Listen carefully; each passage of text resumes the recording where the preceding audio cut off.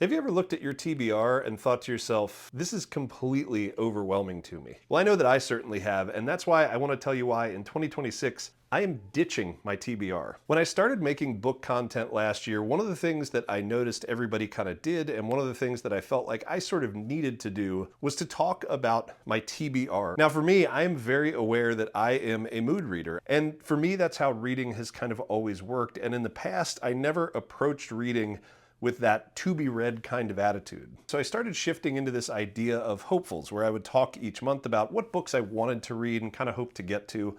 And I stuck with that reasonably well. I'd say on average, I usually read about 75–80% of the books that I said I was hopeful to read.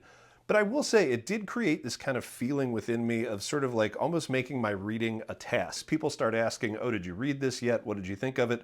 And it made me feel a little bit of pressure to read those and a little bit of pressure not to go off on tangents that I wanted to. Now, when I say that I'm ditching my TBR, I am not completely abandoning the idea that there are books that I want to read. On my story graph and my Goodreads currently, I think I've got somewhere around 150 books that are books that people have told me about, books and series I'm reading, and just books that generally I want to keep on my radar and that I want to read in the future. But what I am ditching this year is this notion that I need to create some sort of list to make sure that every month I'm sticking with my reading.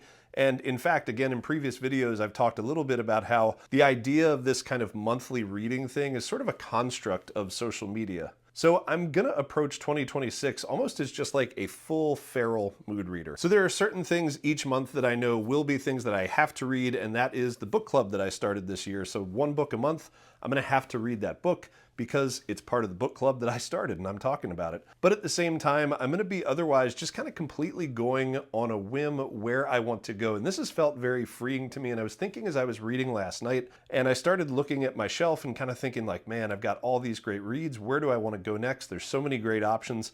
And it was just very much kind of a relieving feeling to sort of look at that shelf and be like, I can read whatever I want to. And if you're somebody who's trying to get back into reading or new to reading and you've entered the online bookish kind of space, you may feel that same pressure of like, oh man, if I want to be a reader, I have to have a TBR and I have to be organized and all this stuff.